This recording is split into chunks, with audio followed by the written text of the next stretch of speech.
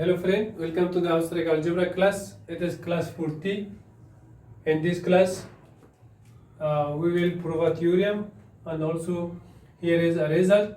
Let H be a subgroup of a group G and A belongs to G.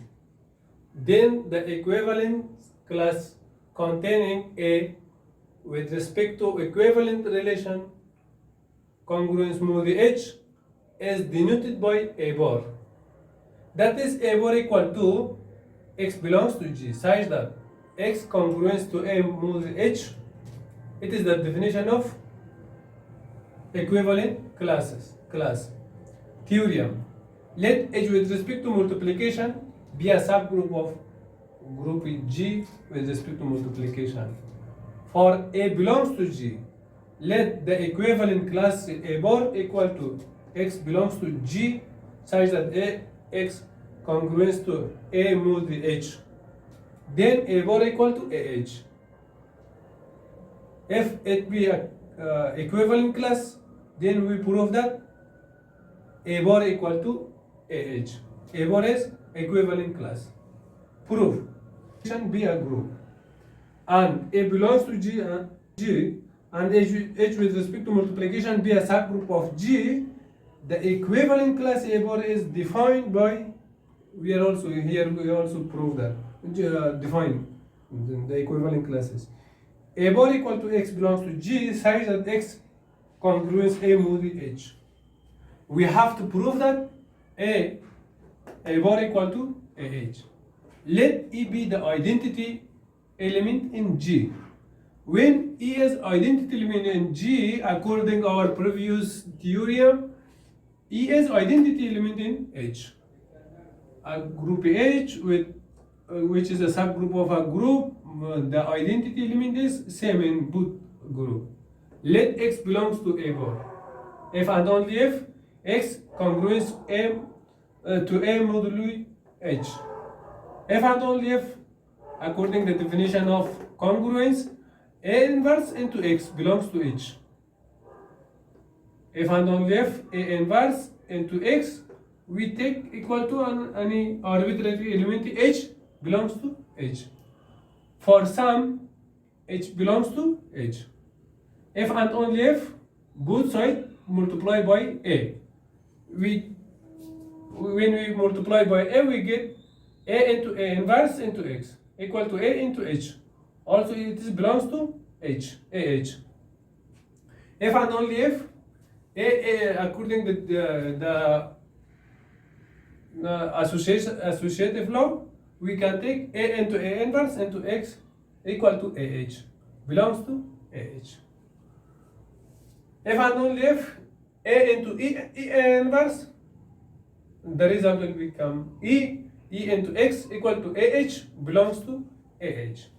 If and only if identity element into every element, it will become itself. E into X belongs, the result will be X belongs to AH. Therefore, X belongs to, here, X belongs to A bar. We get X belongs to AH. Therefore, A bar equal to AH. Here is a theorem. We want to prove this theorem if H is a subgroup of a group G. Then there is one-to-one correspondence between the set of all distinct left coset of H in G and the set of all distinct right cosets of H in G. Again, if H is a subgroup of group G, then there is one-to-one correspondence between the set of all distinct left cosets of H in G and the set of all distinct right coset of H in G. It is the theorem we want to prove this.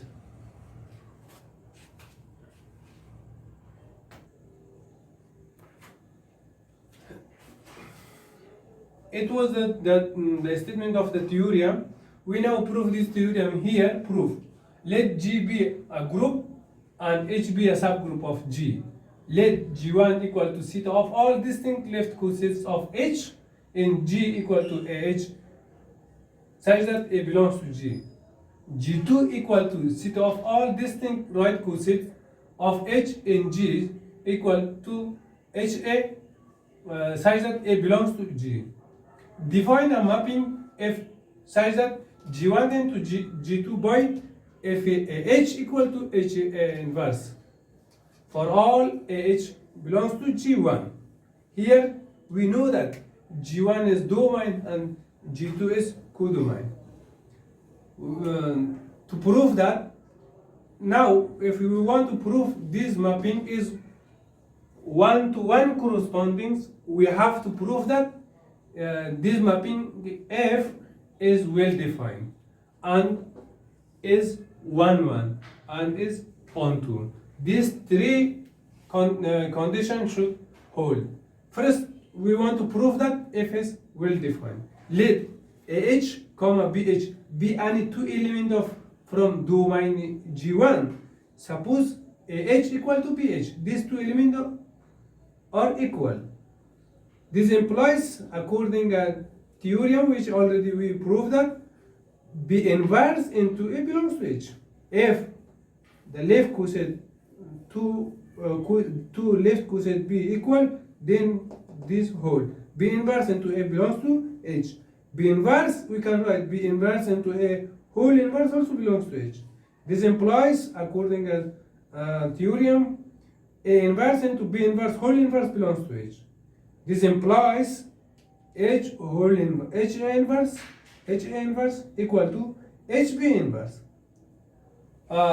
This implies here instead of HA inverse we put it FAH. Instead of HB inverse we put it FBH. Therefore AH equal to BH. This implies FAH equal to FBH. We suppose that AH equal to BH. Then we prove that FAH equal to FBH.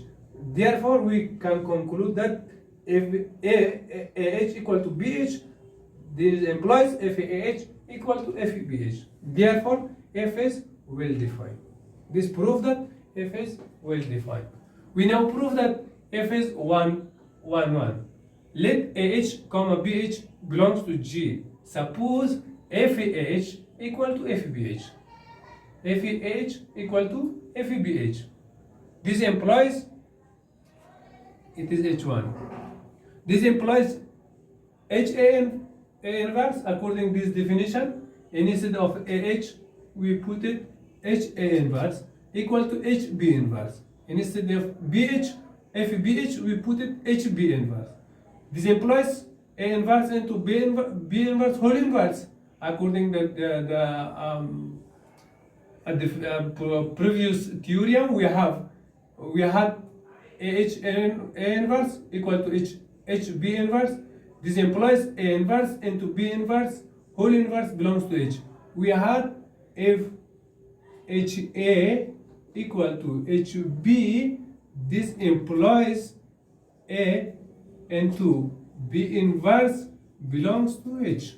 Here, instead of A, we put it A inverse. Instead of B, here we have B inverse whole inverse belongs to H. This implies we can take in inside bracket B inverse into A whole inverse belongs to H. According to theorem, A inverse into B inverse whole inverse, we can write B inverse into A whole inverse belongs to H. This implies B inverse into A also belongs to H. It is an element. Inverse of element is belongs to H. This element also belongs to H because H is a subgroup. This implies AH equal to BH. If we have B inverse into A belongs to H, this implies AH equal to BH. Therefore, FAH equal to FBH, we get AH equal to BH. Here, we assume that FAH equal to FBH. Then we get AH equal to BH. Therefore, if FAH equal to FBH, this implies AH equal to BH. Therefore, F is 1 1. To prove that f is onto, let HA belongs to G. A belong G2. G2 is codomain. G2 is codomain. A belongs to G. Since A belongs to G and G is a group, this implies A inverse also belongs to G. This implies A inverse into H also belongs to G1. G1 is domain. Such that f A inverse into H equal to HA inverse whole inverse equal to HA. Here we have FAH equal to HA inverse, but instead A we have A inverse. We can write FA inverse into H equal to HA inverse whole inverse equal to HA. Therefore, for HA belongs to G2 here. For every HA belongs to G2, there exists A inverse into H belongs to G1 such that FA inverse into H equal to HA. Therefore, F is onto. Now, three condition hold. F is well defined.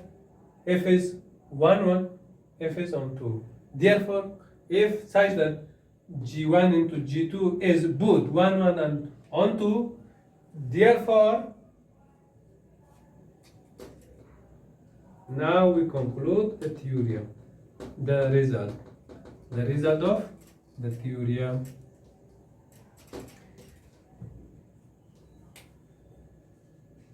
Therefore, there is 1-to-1 correspondence between the set of all distinct left cosets of H and G and the set of all distinct right cosets of H and G. Hence the proof. Hence proof. Thank you.